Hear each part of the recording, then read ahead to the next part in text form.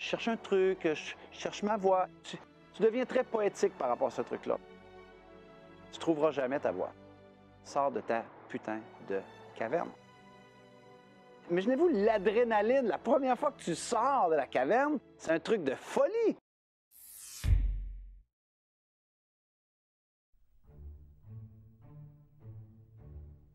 Trouver son chemin de vie, très gros sujet dans la société d'aujourd'hui. Hein? Trouver sa mission de vie, son big why, le pourquoi est-ce qu'on est sur Terre. Vous savez, c'est très difficile de trouver son chemin si on ne se met pas dans l'action. Et je sais que vous avez souvent entendu cela, mais laissez-moi vous expliquer un peu, moi, le rationnel derrière cela. On a beaucoup de gens qui viennent me voir après mes séminaires, dans mes cabinets, en coaching, quoi que ce soit. Ils disent, Martin, je ne connais pas ma mission, je ne connais pas mon chemin. OK? Parle-moi de tes 100 dernières tentatives. Mais mes 100 dernières tentatives, qu'est-ce que tu veux dire? Je vais tes 100 dernières tentatives de trouver ton chemin. J'aimerais qu'on en parle, si on peut trouver peut-être des dénominateurs communs, des trucs qui t'ont fait vibrer, des gens que tu as rencontrés, et ainsi de suite. Évidemment, peut-être que vous pouvez lire un peu le sarcasme dans ce que je vous dis. Les gens vont dire, ben non, ben, j'ai eu cet emploi-là, j'ai tenté cet autre truc-là, mais tu sais, c'est OK. Moi, je crois vraiment que trouver son chemin de vie, ben, il faut essayer plusieurs chemins.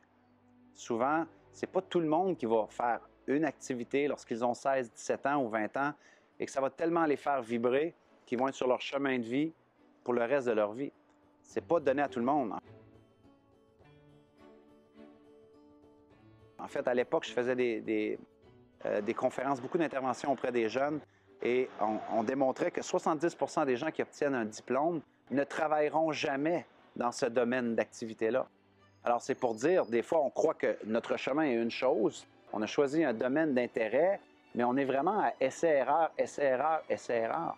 Et moi, je crois que le chemin que moi je connais, ça ne veut pas dire que ça a besoin d'être votre vérité, c'est ma vérité. Selon moi, il faut être curieux.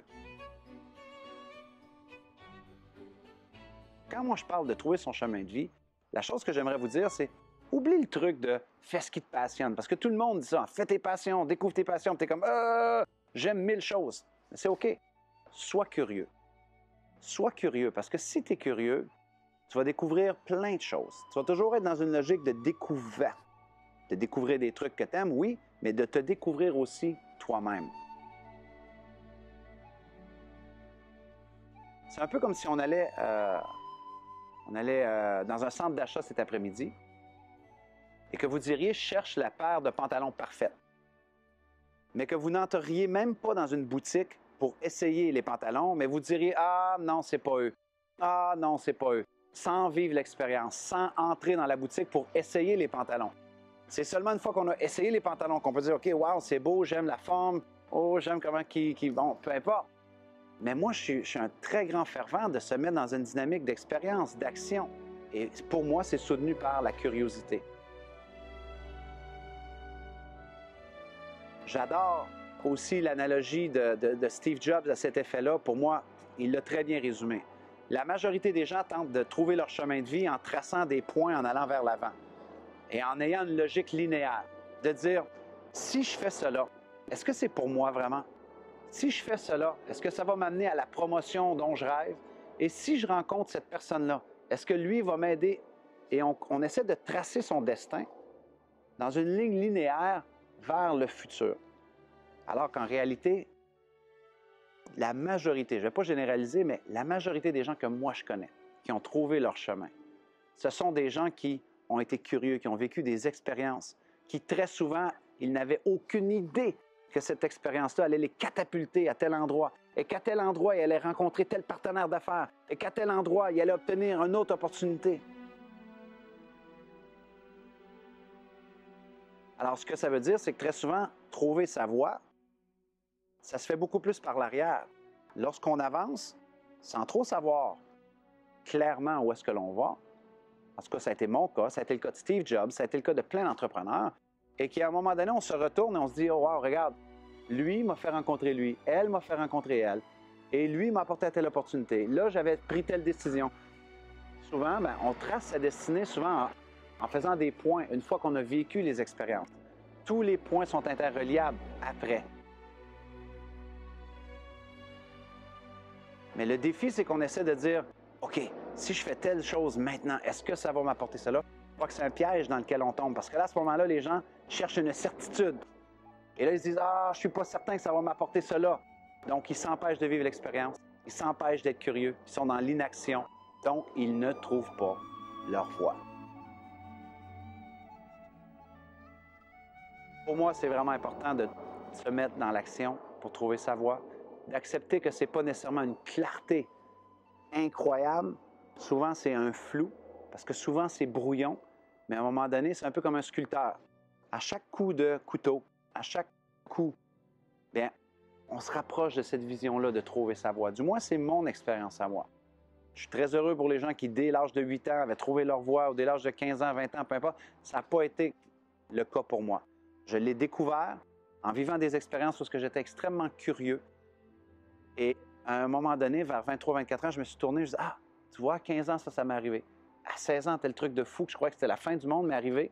Et je l'ai accepté comme un défi, une opportunité, je l'ai relevé. Et là, tel autre truc, et tel autre truc, et tel autre truc. La dernière analogie que j'aimerais vous offrir par rapport à ça, pour moi, c'est vraiment de vous dire de sortir de votre caverne pour trouver votre voie. Vous savez, il y a tellement de gens qui sont opprimés par leur peur, qui justement s'empêchent de vivre des expériences, s'empêchent d'être curieux, parce qu'ils ont peur de l'échec, ils ont peur du regard des autres, ils ont peur du jugement, ils ont peur de ce que leur famille va penser s'ils annoncent à leur famille qu'ils ont une passion, une curiosité pour tel ou tel sujet. Et moi, je vous dis, comment est-ce que vous voulez savoir ce qui vous attend comme voie si vous ne sortez pas de votre caverne? Pourquoi j'utilise le mot caverne? Parce que pour moi, un ancrage que j'utilise souvent, parce que j'aime beaucoup utiliser des ancrages, moi, pour ma propre vie. Pensez, il y a des milliers d'années, la première personne qui est sortie d'une caverne pour découvrir sa voie, OK? Ils sont dans une caverne, ça fait des années. Et là, il y a un mec qui se lève un matin et dit « Demain, je sors ». Imaginez les autres autour. Ils disent « Non, t'as pas entendu les cris, les mammouths, tous les trucs de psychopathes, tu risques de mourir. » Mais je m'en fous, demain je sors. C'est demain je sors. Imaginez-vous l'adrénaline, la première fois que tu sors de la caverne, c'est un truc de folie. Peur, incertitude, inconnu. Mais là, par la suite, parce qu'ils ont sorti de la caverne, eh bien, ils ont appris à chasser. Ils ont appris à se nourrir. Ils ont appris à faire le feu. Ils ont appris à se déplacer. Mais avant de sortir de la caverne, ils n'avaient aucune idée de ce qui les attendait. Les défis, les intempéries, l'incertitude, ils ne l'ont que découvert une fois qu'ils ont sorti de cette putain de caverne-là.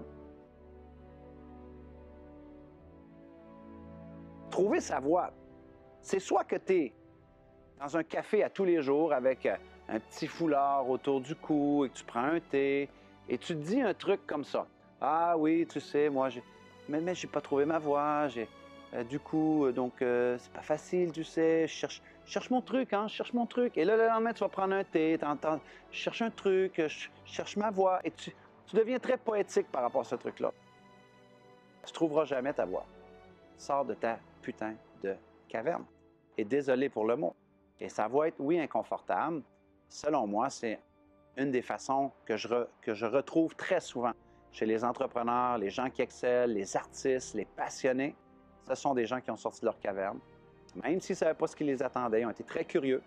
Et dans cette curiosité-là, ils se sont développés une voix qui les faisait vibrer.